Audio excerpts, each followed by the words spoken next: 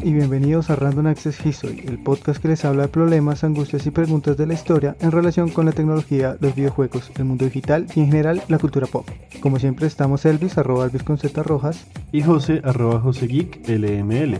También estamos en Facebook, Twitter e Instagram como Podcast RAH y nos pueden escuchar en todas las apps de podcast. En este episodio vamos a contarle un poco sobre los congresos académicos en general y sobre un congreso que solía ser presencial, pero que gracias a la pandemia se volvió digital.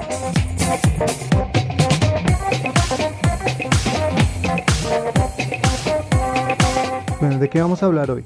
Bueno, pues hoy la gracia es como hablar un poco sobre los congresos académicos, científicos, qué son, para qué sirven, para qué no sirven.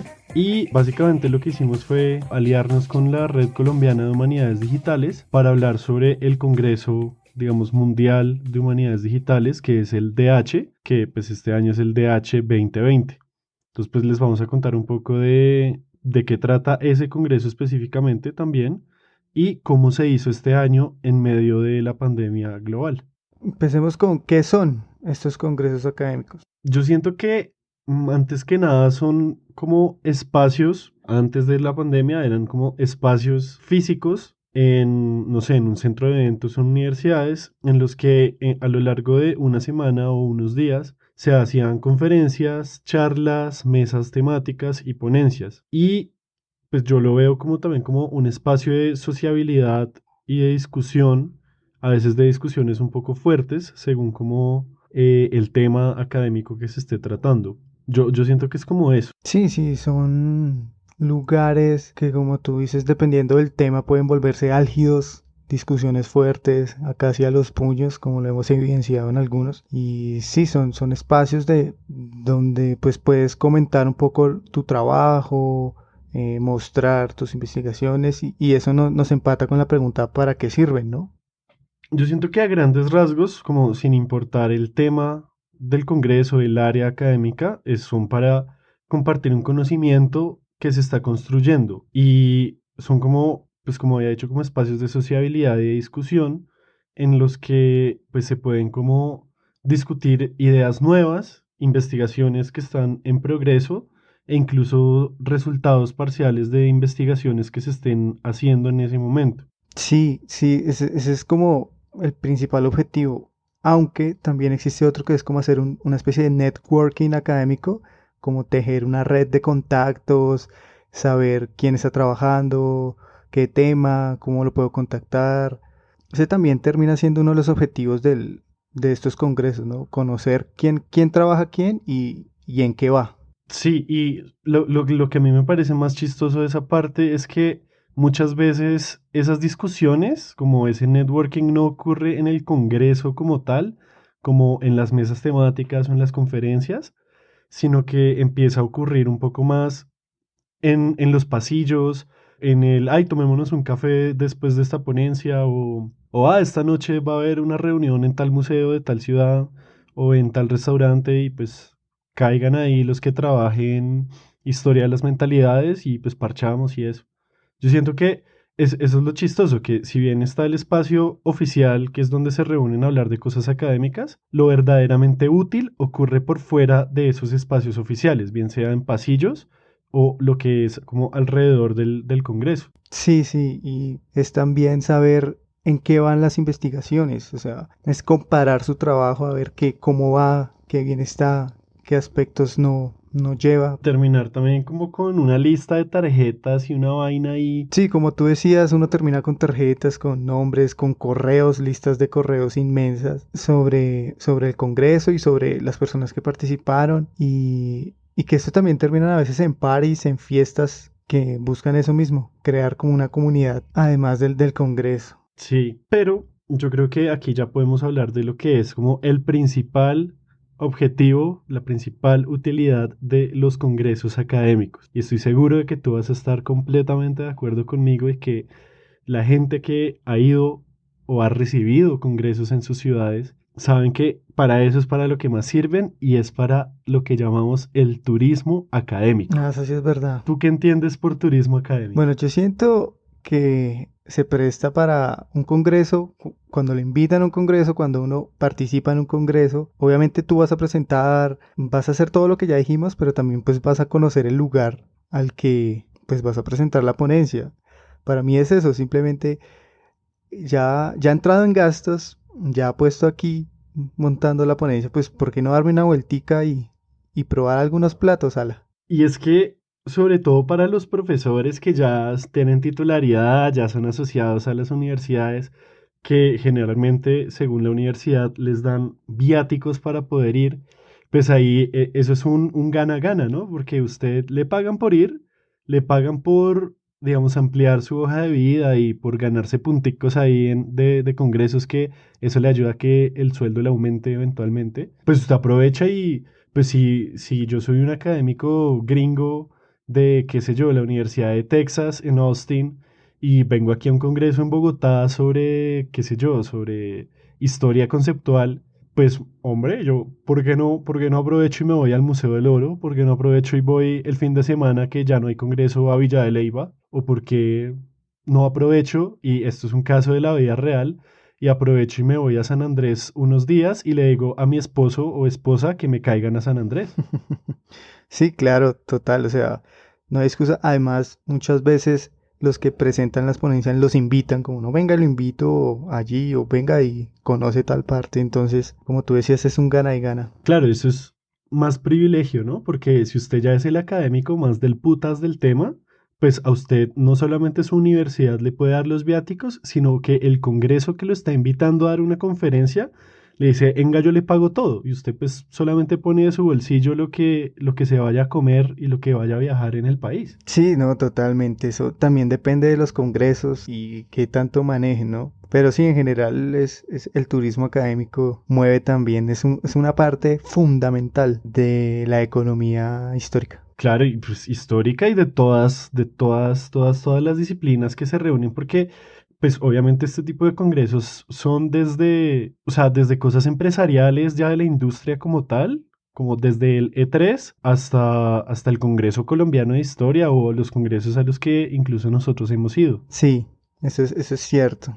Y ya preguntémonos un poquito, hablando ya de qué son, para qué sirven, a cuáles hemos asistido. A ver, Para dar como unos ejemplos de cómo hemos visto, porque pues igual esto lo estamos hablando desde la sí, experiencia, ¿no? Tal vez haya pues bibliografía, tal vez sobre todo en estudios sociales de la ciencia que analice estos espacios de los congresos. Aquí estamos hablando más que nada desde nuestra experiencia como jóvenes investigadores. estos espacios son pues fundamentales para la historia de las ciencias humanas, pues porque es a veces donde tú das a conocer tu trabajo y puede que haya algún interesado en tu trabajo y busque apoyarlo o ayudarte de algún modo o se encuentran con nuevas fuentes. Digamos que eso es fundamental en la vida de un historiador. También te pueden dar palo, ¿no? Es un arma de doble filo. Esa es la otra, o sea, así como puedes recibir alabanzas, te pueden dar palo, decir que tu trabajo es mediocre o hasta negar la existencia de tu trabajo como tal. Entonces, Claro. es que también se juegan mucho los egos. Los historiadores tenemos un ego muy grande y en estos congresos siempre se le tiende a dar palo porque sí y porque no. Y es que a mí también me parece curioso que muchas veces ahí es como el algoritmo de Internet, tú terminas hablando con la gente que piensa lo mismo que tú, porque resulta que a la hora que tú tienes tu ponencia sobre historia ambiental, está al mismo tiempo la de, qué sé yo, ponle historia económica, y resulta que la persona que piensa diferente a ti está en esa otra ponencia escuchando cosas con las que ya está de acuerdo Sí. y realmente no, a veces, muchas veces no se forman debates realmente como de posturas opuestas, sino que en mi experiencia lo que yo he visto siempre es como, ah, muy bien, me alegra mucho que lo hayas hecho, está muy bien todo, y le hacen un par de preguntas como, bueno, ¿y cómo hiciste esto? ¿Cómo hiciste lo otro? Pero nunca le dicen como, oiga, yo no estoy de acuerdo con lo que usted está planteando, me parece que deberíamos armar un debate más amplio ni nada de eso. Yo he estado en unos y sí, claro, nadie le dice al frente de un auditorio como su trabajo es una mierda y váyase de ahí. No, pero pues si uno sabe, le mandan indirectas o se mofan a veces del trabajo de uno, a mí me pasó, pero pues depende también la gallardía con la que enfrentes esto y pues se da de todo. Sí se habla entre pares, pero yo siento, y desde mi experiencia, que los de historia se dan muy duro por lo que te digo, porque sí, porque no, y pues porque me gustó bien, me pareció chévere, pero siempre falta algo. Sí, claro. No sé, creo que al primer congreso que yo fui como tal fue en 2016. Estaba como en tercer, cuarto semestre y fuimos, bueno, no recuerdo si tú fuiste, pero el póster lo presentamos contigo al tercer congreso de la International Federation for Public History, la Federación Internacional de Historia Pública en Bogotá, en la Universidad de los Andes en 2016. Presentamos un póster sobre Lorenzetti Digital. Sí, yo como ponente o participar como tal, sí fue a ese es mi primer congreso, porque pues había asistido a otros, pero digamos que participando como tal, sí fue a ese, que fue aquí en Bogotá, y es chistoso porque me encontraba trabajando y no pude ir, pero sí me inscribí y ahí está el certificado. Ahí sí se nota que, pues que apenas era el tercer congreso de esa federación, porque igual era pequeño, los temas todavía estaban como incipientes, pero igual a las ponencias a las que fui estuvieron bacanitas, chéveres. Y fue curioso porque desde ahí fue que anunciaron que el siguiente, o sea, el cuarto congreso de esa federación, era en Italia. Y desde ahí nosotros dijimos como nos tenemos que presentar y tenemos que Sí, ir. antes de poder participar en el cuarto congreso de la Federación Internacional de Public History, IFPH, que era en, como dijo José en Ravenna, pues yo me presenté al encuentro de estudiantes de historia en la sede de Medellín, presentando como mi primera ponencia como tal, que más adelante les hablaré en el dato random. Eso fue para el mismo año en el que presentamos del Congreso de la Federación Internacional y como tú decías, nos íbamos encaminando entonces, nos íbamos poniendo un poquito ya al frente que teníamos que participar en el siguiente congreso de la Federación Internacional de Public History, que era en Italia. Y pues ahí armamos un convito de ponencias para presentar como una mesa completa y que fuera más Sí, difícil que nos dijeran que no. Y mandamos una ponencia sobre Lorenzetti Digital, contando cómo, de qué trataba y cuál era su importancia como proyecto de historia pública desde Latinoamérica.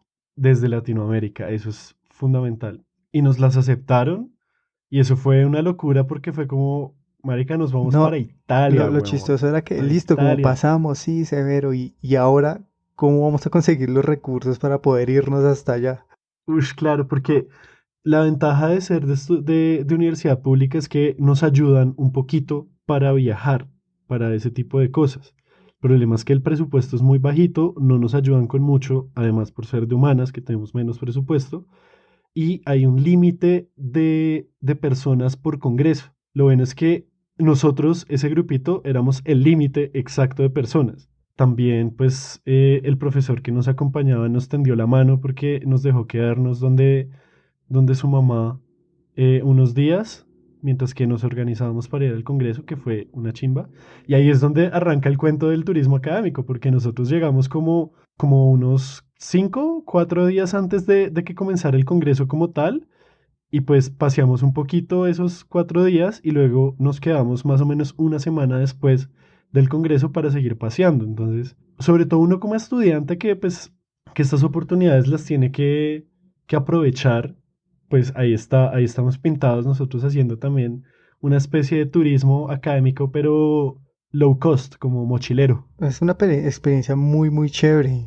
Fue muy chévere, conocimos mucho, pues fue un viaje internacional, fue enfrentarnos a una ponencia totalmente en inglés, recibir feedback así, o sea, entonces fue muy interesante. Vimos ponencias también muy, muy chéveres. Mucha gente está trabajando estos temas, entonces también se da cuenta de que, pues, de la importancia que tiene todo esto y no, muy chévere.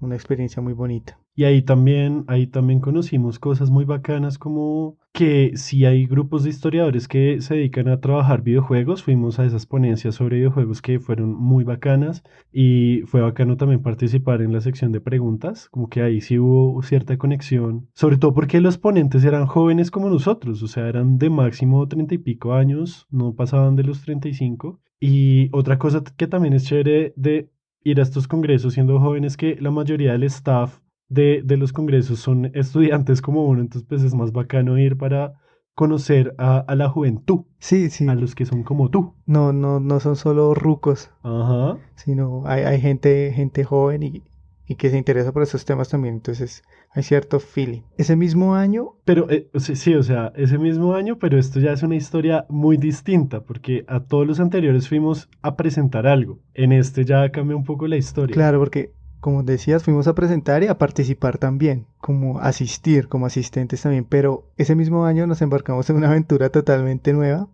y fue en el 18º, 18º. En el 18. en el 18º. 18.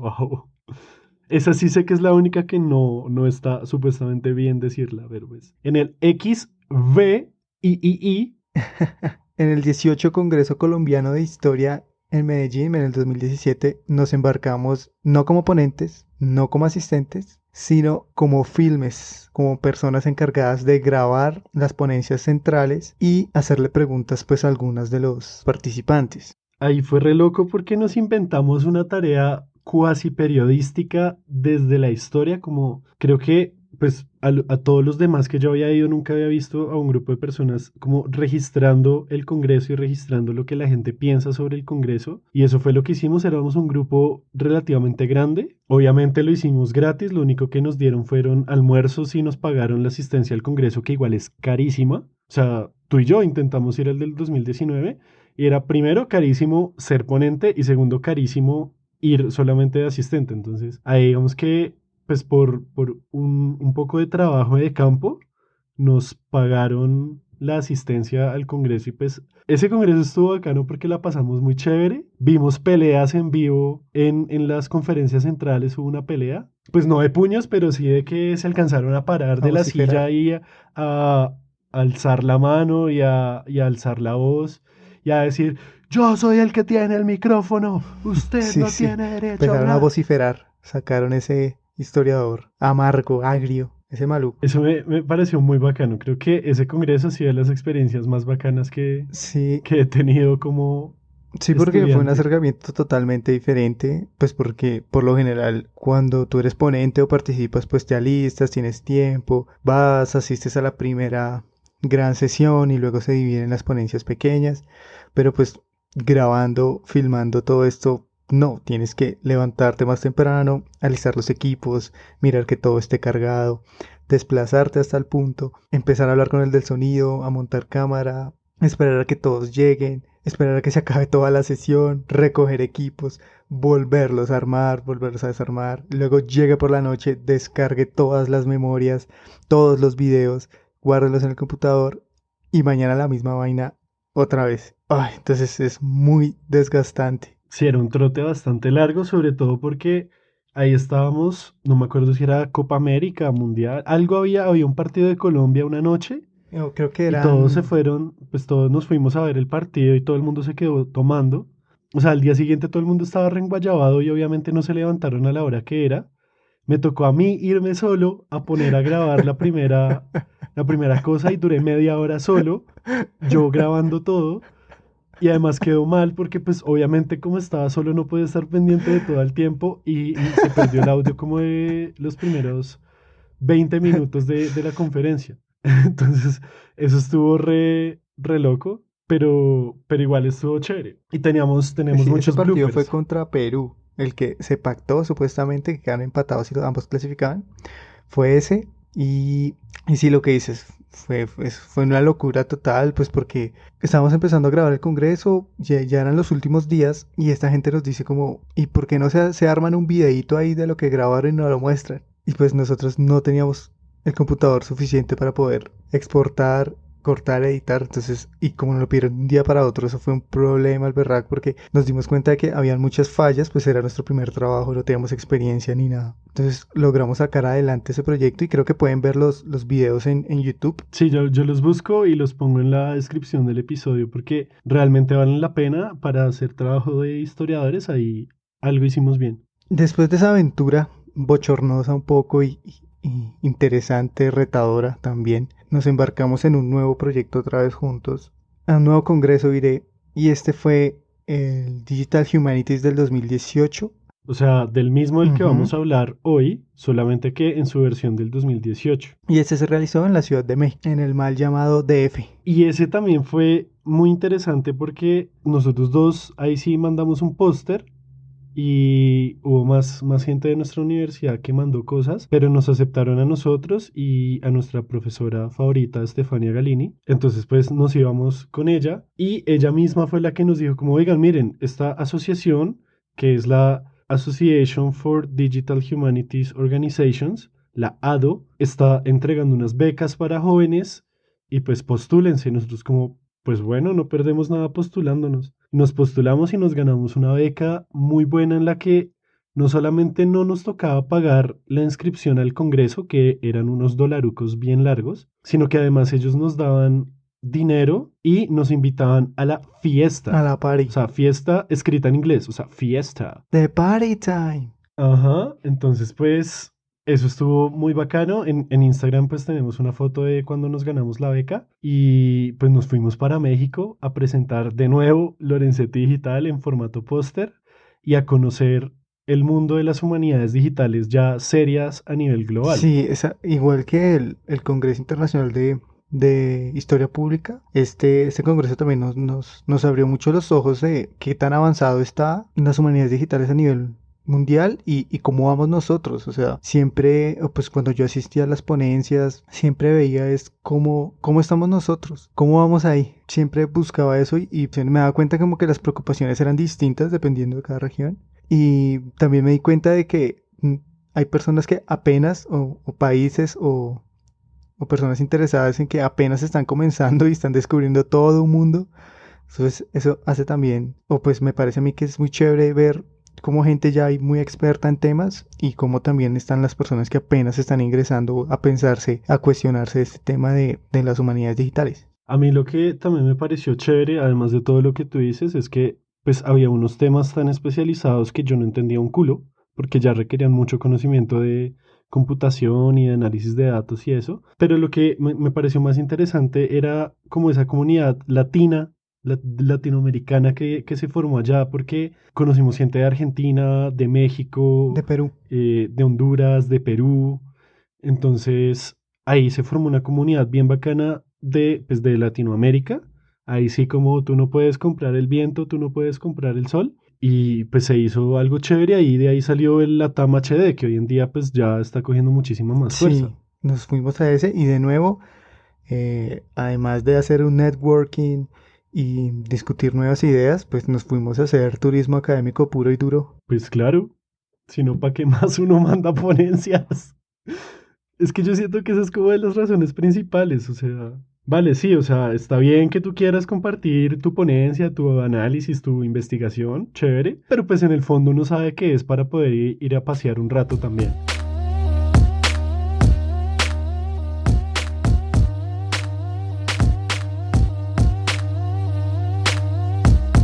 Bueno, y si les gusta escucharnos y quieren apoyarnos más, les contamos que tenemos una cuenta en Patreon. Si entran a patreon.com/randomaccesshistory, nos pueden ayudar con $1 mensual y de paso recibir contenido aleatorio hecho por nosotros con mucho amor para ustedes.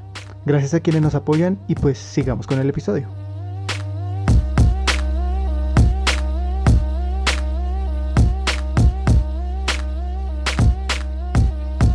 Entonces, entremos a hablar ya un poco más de este congreso específicamente del que veníamos a hablar originalmente, ya dando este largo contexto, y es el Congreso DH 2020.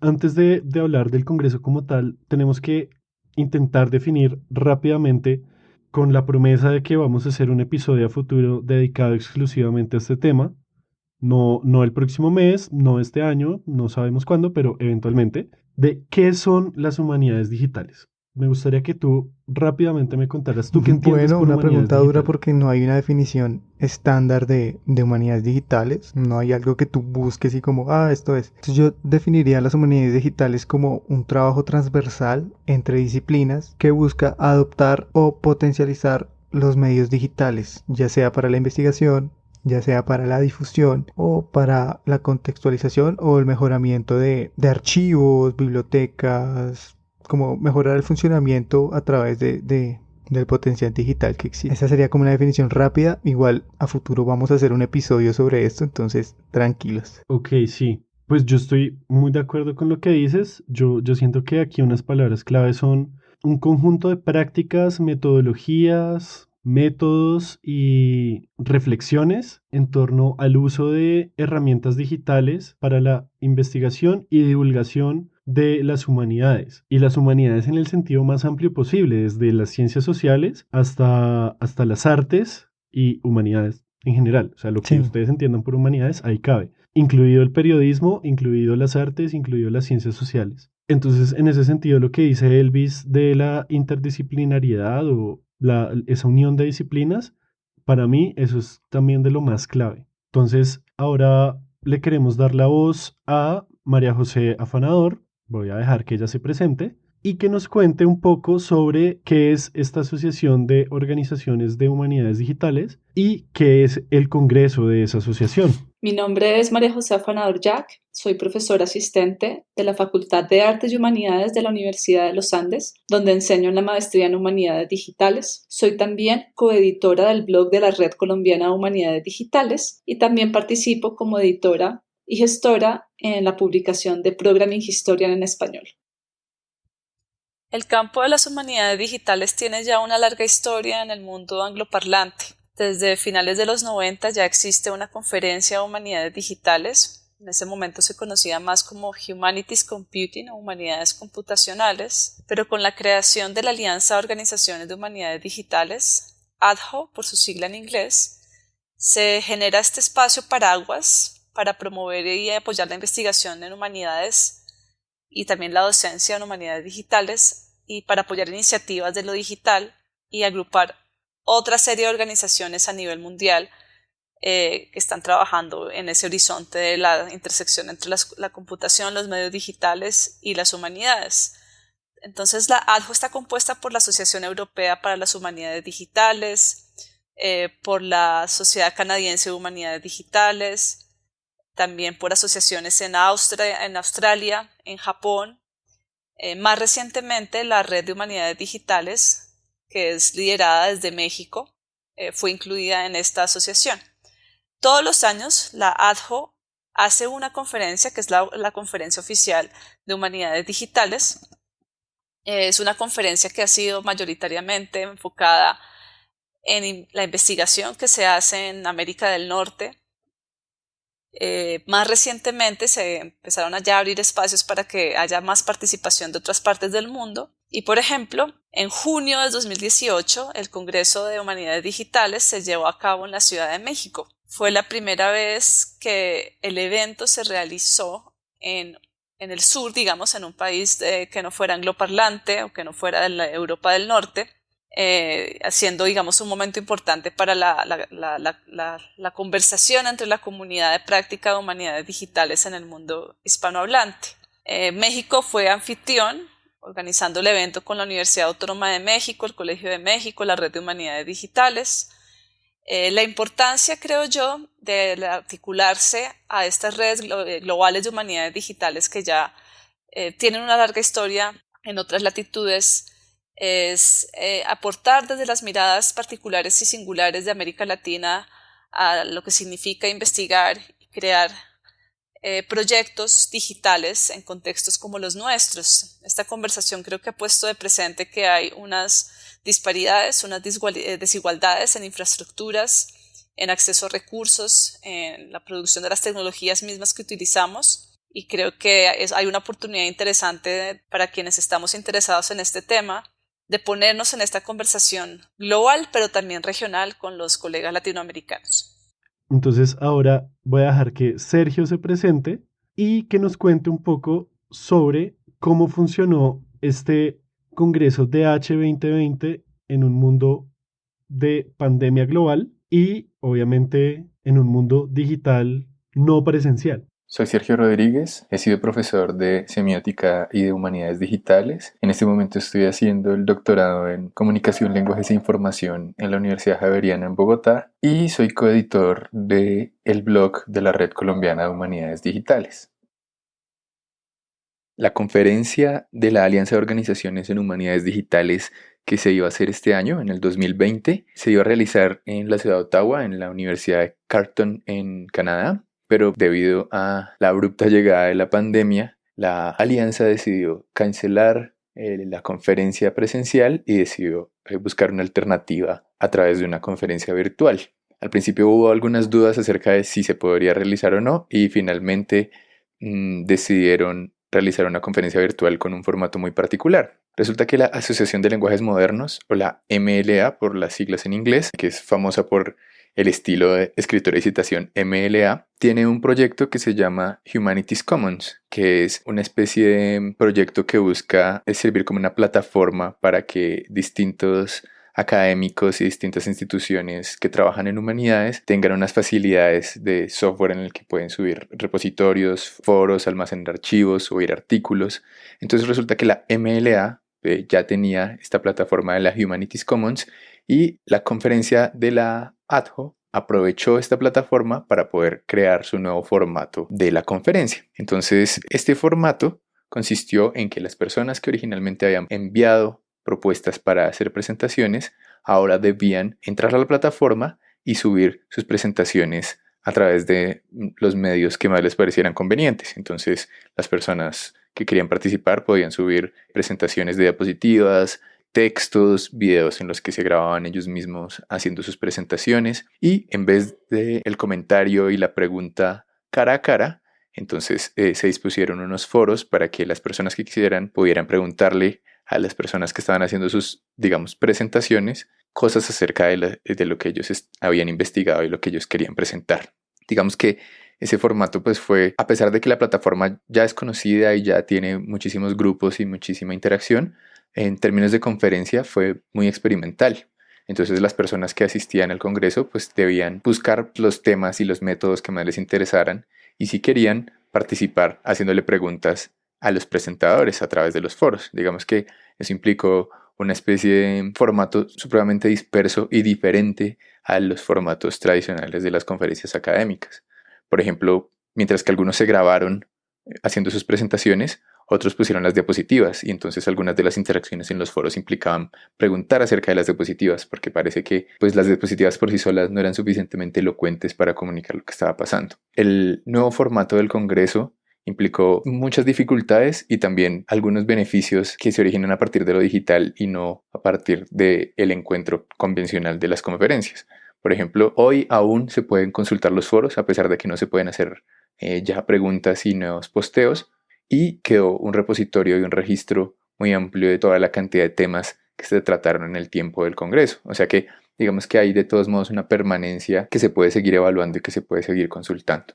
Entonces, a partir de esto que acabamos de escuchar, a mí me gustaría hacer como una pequeña reflexión en torno a lo que acaban de decir María José y Sergio, porque en el mundo digital es muy importante el tema de la asincronía, de que si bien en un congreso todos se reúnen 4 días en un mismo espacio a discutir, en el mundo digital, donde no hay esa presencialidad, me parece importante eso de que no todo tenga que ser al tiempo.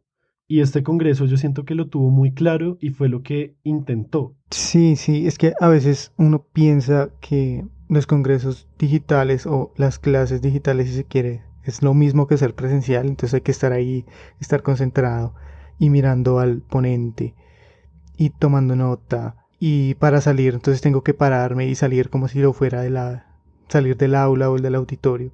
Y no, el mundo digital se puede mover de diferentes maneras y lo que tú dices, esta sincronía, pues le permite asistir a las charlas que uno realmente le importan, sin importar el tiempo y la hora. O sea, es muy interesante este nuevo ritmo que maneja el Congreso. El, por ejemplo, poder asistir a todas las charlas que quiero sin importar si en el cronograma se cruzaban o no, que eso es algo que uno a veces le pasa cuando el congreso está muy bacano, que uno dice como, me gustaría ir a todas estas charlas, pero resulta que las 5 charlas a Sí, las que tú quieres ir son todas a la misma hora, el mismo día. Y esto de la sincronía digital me parece que es fundamental para poderse pensar un congreso más bacano y que igual permiten de golpe hasta un mayor diálogo, tal vez no ese diálogo de pasillo tomando café, porque me parece que permite como profundizar en muchos detalles de las ponencias, pero se pierde un poco esa charla de pasillo, esa charla de café, de fuera del Congreso que hablábamos antes, pero digamos que se gana tal vez una discusión mucho más rica en cuanto a términos académicos en los foros que se armaron. Sí, Y pues era gratis registrarse, no nos tocó pagar ciento y pico de dólares para, entre comillas, asistir al Congreso, entonces pues todo bien por ese lado. ahí lo único malo fue que no había comida y no se pudo hacer turismo académico. O sea, literal, si te registrabas era para asistir o para presentar las ponencias y ya, listo. Sí, aquí no hay nada que no, que la asociación armó un tour para ir a las pirámides, que se suban a los taxis para ir al centro de la ciudad. No, no, no, no, no, nada de eso. Aquí es solamente a asistir. Nada de cafecito y aromática gratis en el pasillo, nada de galletitas, nada de eso.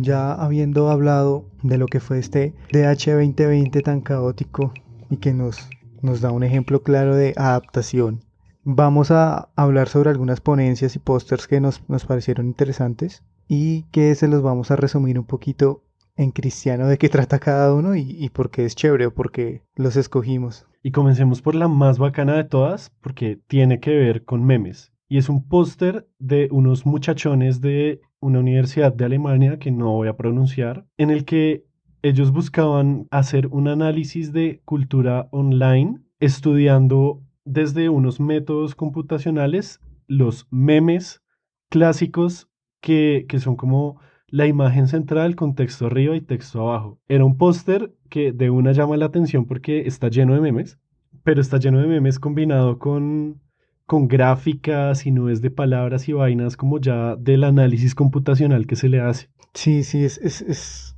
una vaina, pues a mí me costó también como un objetivo, pues no lo encontré al principio, pero pues la forma es muy interesante en cómo pues ellos recuperan esa información, cómo la van subiendo, cómo la clasifican, sobre todo ese sistema de clasificación me pareció re chistoso. Pues muy interesante.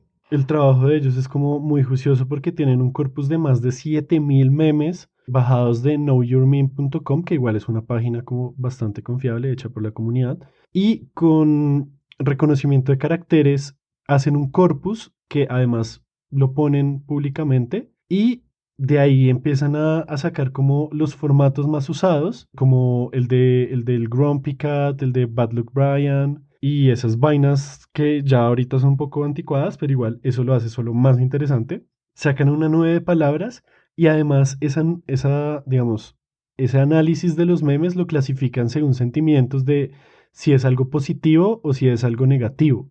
Entonces es brutal. Vamos a estar compartiendo el Sí, póster por es ahí en muy algún lado. chévere, es muy interesante ese análisis. Bueno, sí, encontramos otra ponencia muy interesante de la señora Amalia, señorita, no tengo ni idea, no dice en la presentación, que en pocas palabras busca un poco problematizar y cuestionar el problema en la digitalización para descolonizar el registro del archivo. Re loco porque ella nos dice como está bien que digitalicen pues los archivos, pues porque pues abre la puerta pues para que nuevos investigadores y las mismas personas se apropien. Sin embargo, digitalizarlos y colocarlos ahí pues no es suficiente porque la digitalización no resuelve como las lagunas y los silencios que tiene el archivo, epistemologías coloniales que contiene. Entonces ya dice que como simplemente digitalizar pues no es suficiente y que tenemos que hacer un análisis como muy exhaustivo y aclaratorio pues para las personas que vayan a entrar. Y al final nos da como una especie de crítica sobre las partes o la zona donde más se digitaliza, que es el norte global obviamente, pero que toda esta información que digitalizan nunca llega aquí al sur, al cochino sur. Y pues que estas plataformas donde ellos suben todo esto pues no hay difusión, no son intuitivas, no se puede acceder a ellas, hay ciertas barreras pues para poder acceder, tienes que a veces pagar membresía, no pagar, comprar softwares, entonces hace como una crítica muy fuerte a esto de la digitalización. Y ya, en resumidas cuentas es esa ponencia, entonces me gustó mucho. Me gustó mucho, mucho, sobre todo esa crítica a la digitalización, pues porque hay personas que dicen, no, es que la historia digital es solo digitalizar libros y pues hay más problemas que eso y es digitalizando nuestras fuentes primarias. Ush, claro, repotente eso. Además que esos son el tipo de ponencias que cuando vienen de la academia, digamos que no es del norte, son súper bacanas, súper interesantes. Yo me pillé otra que se llama Reensamblando Elefantes y es una ponencia que subieron la presentación de PowerPoint, son hechas por unas 3 personas de una universidad de Austria y lo que hacen es proponer un método visual que tenga una dimensión espacial y una dimensión temporal, que tenga varias dimensiones espaciales y temporales para analizar datos en historia y en humanidades. Entonces, ellos primero empiezan a hablar como una reflexión de, bueno, cuando usted está haciendo un análisis de una colección, usted tiene un montón de datos, como el tiempo de origen de cada objeto de esa colección, el lugar de origen, el creador, el tipo, el estilo, la relación con otros objetos. Y ellos dicen como, bueno, y usted normalmente tiene varias formas de analizar eso y cada forma tiene sus pros y sus contras. Y se preguntan, ¿y qué pasaría si nosotros pudiéramos coger todas esas formas de analizarlo y ponerlas en un bigger picture, en un panorama más general? Entonces, básicamente lo que quieren es sintetizar visualmente las múltiples formas que hay para analizar los datos en historia y en humanidades. Proponen una vaina refrita que me pareció brutal, muy bacana, que viene de un geógrafo que analiza temporal y espacialmente las cosas y proponen que el análisis se haga en un cubo. Entonces es re loco cuando ya empiezan a mostrar, digamos, los resultados de un piloto que hicieron con una colección de fotografías de cómo se empieza a ver la visualización, cómo se visualizan esos datos. Es una locura porque es un cubo, o sea, es como en 3D y te está mostrando como en una capa te muestra los datos espaciales y en otro lado te muestra los datos temporales, pero a la vez te está mostrando las relaciones entre los objetos así en forma de cubo. La verdad yo no entendí un culo de cómo se hacía, no me preguntes, pero me pareció muy bacano el resultado. Visualmente me pareció muy bacano y me parece que es una buena propuesta. Para los que quieran profundizar eso, pues obviamente los links de estas ponencias los dejamos en la descripción y seguramente los publicaremos en redes sociales. Y el código que usaron está en GitHub, entonces ahí está muy bacano para los que se le quieran meter a ver de qué trata esto y que me puedan explicar cómo funciona, que yo no entendí un culo cómo funciona, pero me pareció muy bacano verlo. Hablando de cosas que no entendimos, la ponencia que analicé también es una fritera total y básicamente se titula Codificación de vidas laborales. Entonces, esta ponencia fue hecha por Catherine Fowl, Diane y Justin. Vamos a dejarlo ahí. Ellos se preguntan cómo puede la codificación de texto llevarnos a comprender las actividades de los miembros en el asentamiento religioso moravio de Fulnek en el siglo XVIII a comienzos de la Revolución Industrial. Oye, despacio, cerebrito. Listo. Con esta pregunta tan densa en múltiples aspectos, nos van mostrando que utilizan una plataforma Transcribus Hard Rating Text, que es como reconocimiento de algunos documentos de fuentes, y esto lo exportan a un código pues para empezar a jugar con esto, ¿no? Entonces utilizan tablas documentales sobre las ocupaciones de los miembros nuevos de la congregación de Fulnek entre los años 1742 y 1756 y lo comparan con una tabla que enumera los oficios y ocupaciones en 1790. Entonces, este cambio como de captura, haciendo el análisis de las tablas, les permite ver los tipos de trabajo en los que participaron los moravios y cómo cambiaron estos en el tiempo. Ellos van haciendo esa comparación, pues van haciendo como análisis textual y codificado de las fuentes y deciden ellos meterse en vainas más hondas. Y es que a medida que van haciendo esos paralelismos, crean una ontología de las formas de trabajo. Qué visaje. Por ejemplo, entonces ellos nos dan un ejemplo y dicen como, cuando uno va al diccionario de Oxford, define alcaide como alguien que guarda, protege o defiende. Mientras que para los moravios en el siglo XVII, el papel del alcaide en una congregación implicaba supervisión tanto espiritual como financiera, ¿sí? Van haciendo ese tipo de análisis para llegar a una pregunta que es totalmente clave y frita, pues porque literal las imágenes de las ponencias eran solo código, y es, ¿puede un etiquetado tan profundo reexaminar la afirmación de Max Weber de que las emociones del pietismo lo convirtieron en un espíritu del capitalismo menos exitoso que el calvinismo? Basta de garabatos, Sorate. Hay una vida en riesgo. Necesitamos acción. Toma eso, asquerosa Entonces esta dimensión. gente literal está haciendo un análisis de cómo el trabajo y el espíritu capitalista en la obra de Weber pues se puede codificar y analizar a partir de lo que dicen las fuentes, con un análisis ontológico. O sea, una vaina que me costó muchísimo entender y terminan con una pregunta como ¿cómo podemos seguir las mejores prácticas en el campo y también crear un nuevo modelo de etiquetado para enriquecer pues las digitalizaciones o las fuentes primarias? Yo como, no, marica, esta vaina, pues esto va 7 millones de años luz delante de nosotros, porque nosotros apenas nos estamos preguntando para qué sirve el código. Qué video, qué video. Sí, yo quedé blanco después de leer todo esto e intentar comprender cómo mandaban esto. Igual es una metodología de análisis muy, muy interesante. Muy sofisticada. Claro, y cuestiona algo que todo el mundo da por hecho. Claro. Bueno, la última que yo revisé no es tan densa, es algo que yo pude entender más o menos bien cómo funcionaba. Y es una ponencia que presentaron la presentación en PowerPoint, pues de unas personas en Japón. Pues digamos que la ponencia la presentaba Asanobu Kitamoto. Y él lo que hacen es usar geocoding, o sea, como para integrar mapas y documentos, es decir, Big Data de la ciudad de Edo, Japón, en el siglo XIX.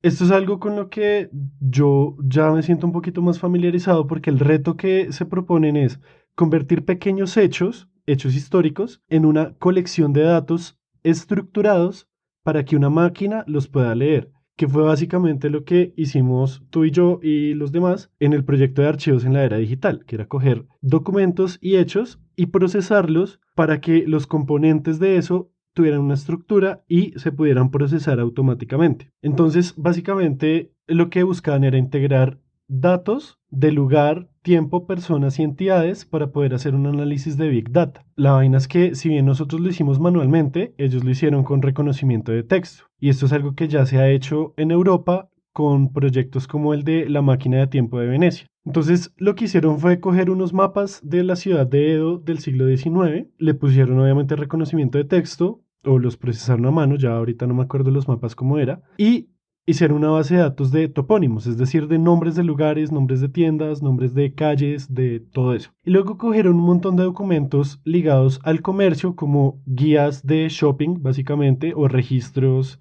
estatales del comercio. Le aplicaron un tipo de reconocimiento de texto, de kanjis en este caso, y lo que hicieron fue procesarlos de tal forma que se hicieran asociaciones entre el contenido de los mapas y el contenido de los documentos para poder, digamos, georreferenciar, es decir, ubicar en el mapa las tiendas. Entonces ahí hay un proceso de digitalizar, luego extraer los datos, luego, digamos, normalizarlos, limpiarlos de cosas que hayan quedado un poquito mal, luego integran y luego analizan. Entonces me pareció muy bacano porque terminaron con un mapa lleno o sea, con un mapa del siglo XIX lleno de punticos como si fuera un mapa de Google Maps, pero del siglo XIX. Eso se me hizo muy bacano, no solo porque tiene que ver con mapas, sino porque el proceso de trabajo que debe haber detrás debe ser re loco, debe ser brutal. Claro, y a mí me gusta mucho esa idea de que todo sea automático, ¿no? Obviamente en Archie no habían recursos y nos tocó como con mano de obra barata.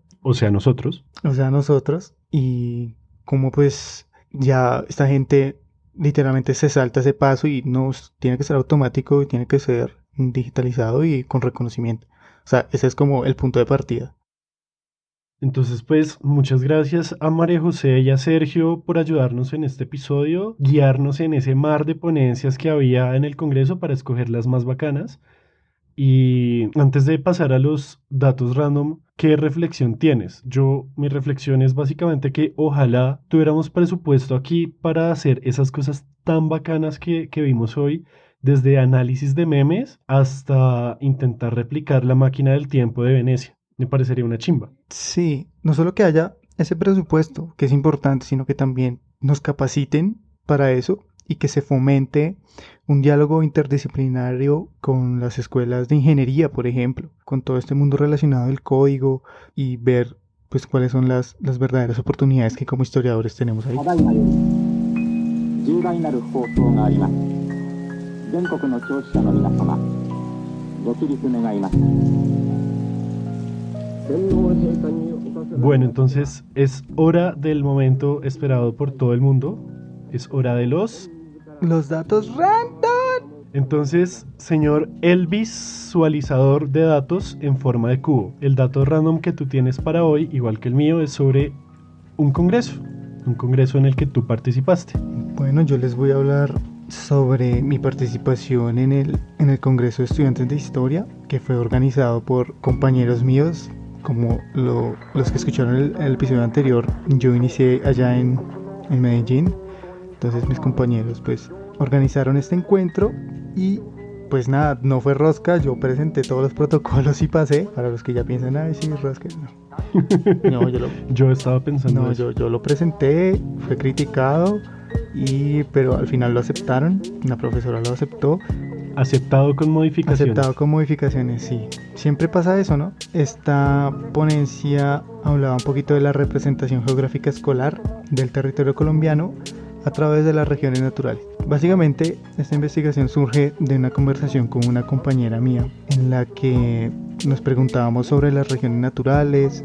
Ella estaba trabajando a un autor que se llamaba Francisco Javier Vergara y Velasco, del cual ya hemos hablado en este podcast. Ajá, quien fue el que escribió La Nueva Geografía de Colombia, que fue publicado en 1901. Y pues ella estaba trabajando ese tema, me habló, yo también pues lo estaba tocando un poco en una clase que estaba viendo, y decidimos como un poquito hablar sobre la noción de región que tiene él y cómo esa noción de región ha cambiado en los textos escolares, pues porque ese libro de La Nueva Geografía pues básicamente era como un tratado para educación que él mismo escribe después. Y entonces básicamente contamos un poquito la historia de él, de cuál fue pues sus labores aquí en Colombia, luego cuál es su noción de región natural. Y es interesante porque él habla de las regiones naturales, obviamente desde el determinismo geográfico, pero él dice que hay 13 regiones naturales en Colombia. Entonces nosotros como así? Hay 13, pero siempre nos han enseñado que hay 5. Entonces empezamos como a analizar los textos escolares y nos damos cuenta de que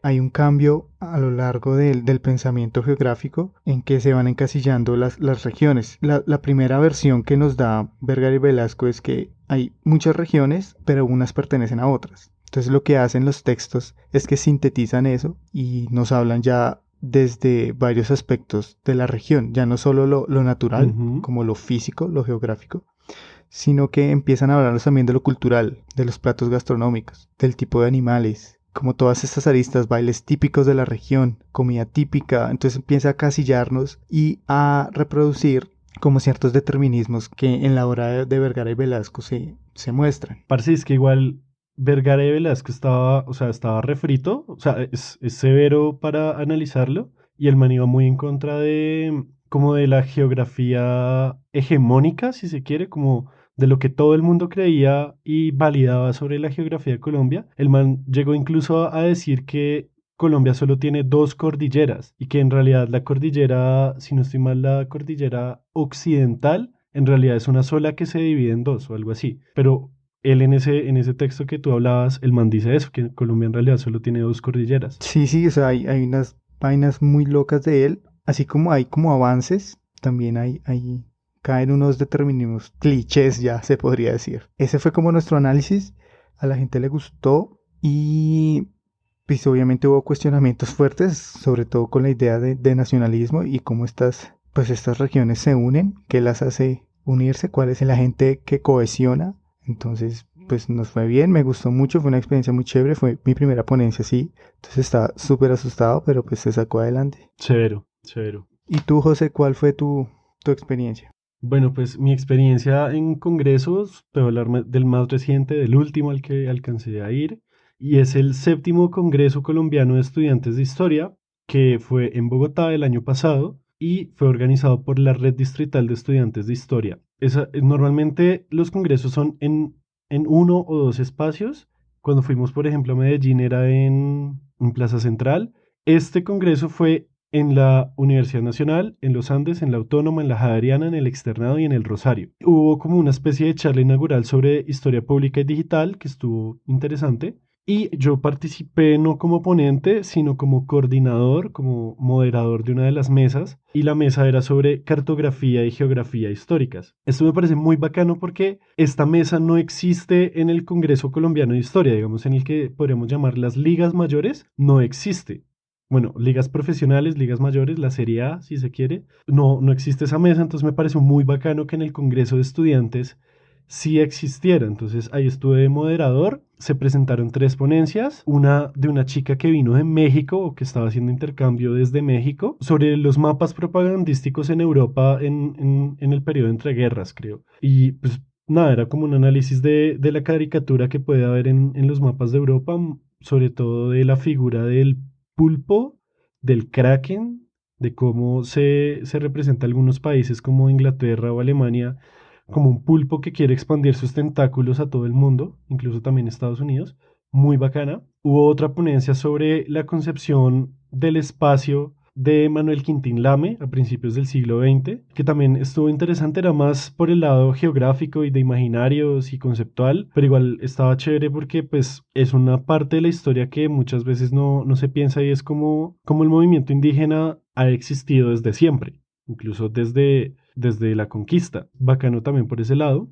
Y la última ponencia que presentaron era más como una historia urbana que se preguntaba por la expansión de Florida Blanca a Santander. Era como desde los 70s hasta el 2000 algo. Y pues a partir de conocimiento geográfico, mapas, fotografías y demás, se preguntaban cómo había sido la transformación de un área rural a un área más urbana en Santander. Estuvo chévere, estuvo sorprendentemente, fue harta gente. O sea, siento que los estudiantes a veces participan más activamente de los congresos que los mismos profesionales, como que, pues no sé, al menos esa fue mi experiencia de esa vez. Digamos que lo que quería resaltar aquí es que hay muchos tipos de congresos y los congresos estudiantiles son muy válidos, muy importantes para la construcción del conocimiento porque se presentan temas que podrían ser más de vanguardia. Digamos que recuerdo que en ese mismo congreso hubo una ponencia sobre Betty la Fea y si no estoy mal fue de la que más fue gente a verla. Entonces eso en un congreso, digamos, de profesionales seguramente no se lo aceptarían, pero eso no quiere decir que sea un trabajo menos válido o menos riguroso que el que se presenta en el congreso de mayores. Entonces, pues ese era el dato random que quería traer. Digamos que es muy interesante ver ese tipo de cosas y cuando vuelvan a ver congresos de este tipo, intenten no perdérselos porque hay muchas joyas escondidas en la cantidad de ponencias que se presentan. Entonces, pues nada, muchas gracias por escuchar Random Access History. Recuerden que estamos en Spotify, iTunes, Google Podcast, YouTube y todas las aplicaciones de podcast. Si nos quieren apoyar más, pueden recomendar este podcast con sus amigos, colegas, familiares y hasta con desconocidos. Pueden seguirnos también en Facebook, Twitter e Instagram como @podcastrah de Random Access History para ver nuestros memes y cosas aleatorias de la historia que nos gusta contar aquí. Y pueden apoyarnos siendo nuestros mecenas en patreon.com/Random Access History, donde de paso reciben algo de contenido aleatorio extra. Un agradecimiento especial a Sergio Tobar por su música y de nuevo gracias por escuchar. Y se despiden como siempre quien les habla, Elvis, @Elvis con Z Rojas. Y José Nicolás Jaramillo, @JoseGeekLML en todas las plataformas.